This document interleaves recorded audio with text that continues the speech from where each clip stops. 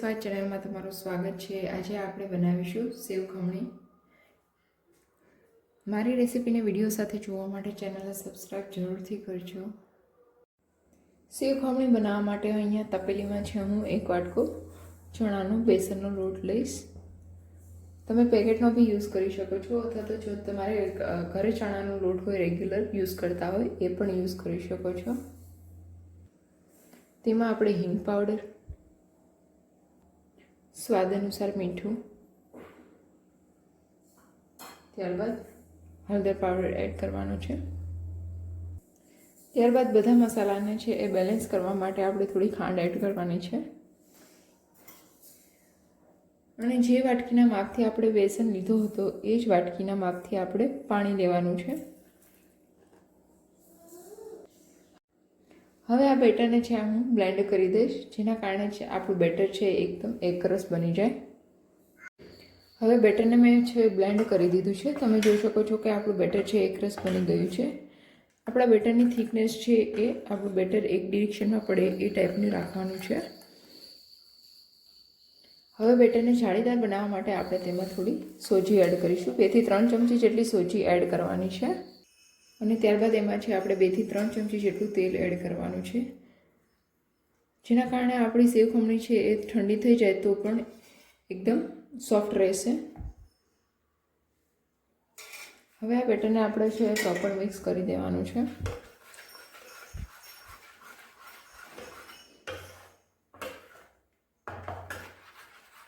સોજી add કરવાથી આપણી જે સેવ ખમણી છે એકદમ જાળીદાર બનશે। હવે આ બેટરને છે આપણે 10 મિનિટ માટે રેસ્ટ આપવાનો છે।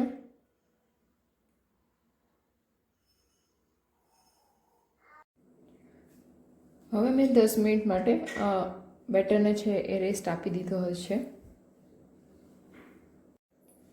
હવે રેસ્ટ આપ્યા પછી બેટરને છે આપણે પ્રોપર મિક્સ કરી લેવાનું છે અને તેની કન્સિસ્ટન્સી તમારે જોઈ શકો છો કે આટલી રાખવાની છે।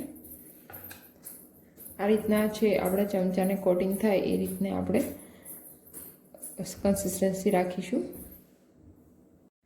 અને જો તમારું બેટર છે એ વધારે લૂઝ થઈ ગઈ હોય તો તમે તેમાં ચણાનો લોટ એડ કરી અને તેને મેન્ટેન કરી શકો છો। હવે આપણે તેમાં રેગ્યુલર ફ્લેવરનો ઈનો એડ કરી દઈશું। ઈનોની જગ્યાએ તમે ખાવાના સોડા બી યુઝ કરી શકો છો અને આપણે તેમાં થોડું પાણી નાખી અને ઈનોને એક્ટિવેટ કરી લેવાનો છે અને પ્રોપર મિક્સ કરી લેવાનું છે। આપણું બેટર છે એ રેડી થઈ ગયું છે। હવે આપણે એક પ્લેટ લેવાની છે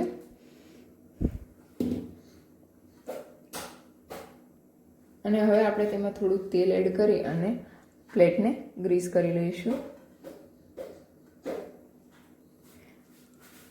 હવે આ પ્લેટની અંદર આપણે આપણું બેટર એડ કરી દઈશું।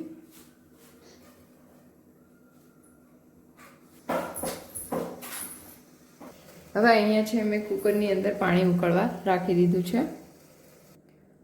અને હવે કુકરની અંદર છે મેં આ ટાઈપનો જે ઊંચો રહે એ ટાઈપનો કાંઠો મૂકી દીધો છે।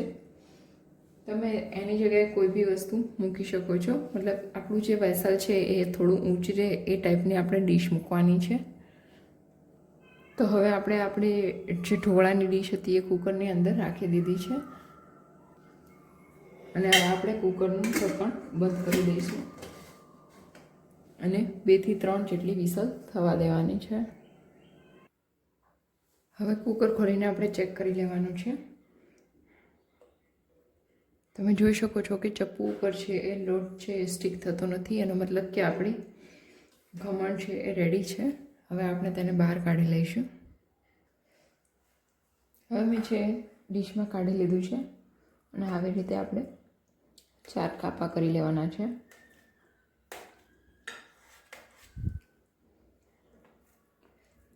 અને આપણે ઠંડુ થવા દઈશું હવે 10 મિનિટ માટે।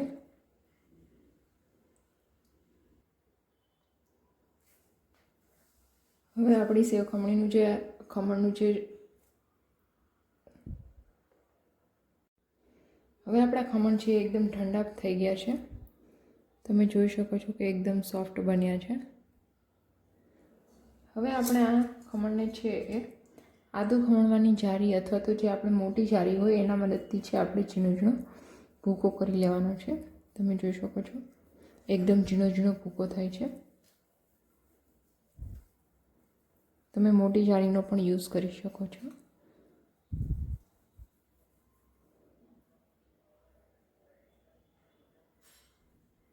આવી રીતે છે હું બધા ખમણનો ભૂકો કરી લઈશ. અહીંયા મેં બધી સેવ ખમણીનો ભૂકો કરી લીધો છે, તમે જોઈ શકો છો. હવે સેવ ખમણીનો વઘાર કરવા માટે આપણે એક લોયાની અંદર છે એ તેલ લેવાનું છે અને તેલને ગરમ થવા દઈશું. તો આપણું તેલ ગરમ થઈ ગયું છે. હવે આપણે તેમાં રાઈ, ચપટી હિંગ, હળદર પાવડર,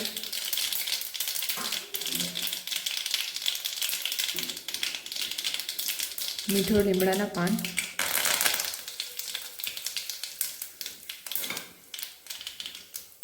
તીખાશ માટે મરચું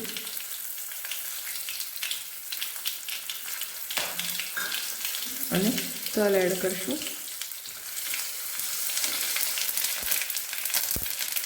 અને ત્યારબાદ આપણે તેમાં સેવ ખમણ એડ કરી દેવાની છે.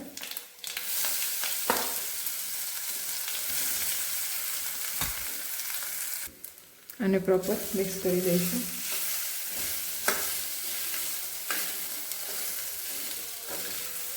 જો તમને પસંદ હોય તો તમે ખાંડવાળું પાણી બી એડ કરી શકો છો. મારા ઘરમાં કોઈને પસંદ નથી એટલે હું તે વસ્તુ સ્કીપ કરું છું.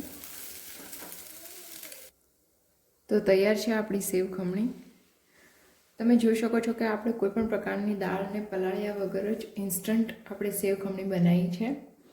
એકવાર જરૂરથી ટ્રાય કરજો. જો મિત્રો તમને મારી રેસીપી પસંદ આવી હોય તો વિડીયોને લાઇક, શેર અને સબસ્ક્રાઈબ જરૂરથી કરજો. Thank you.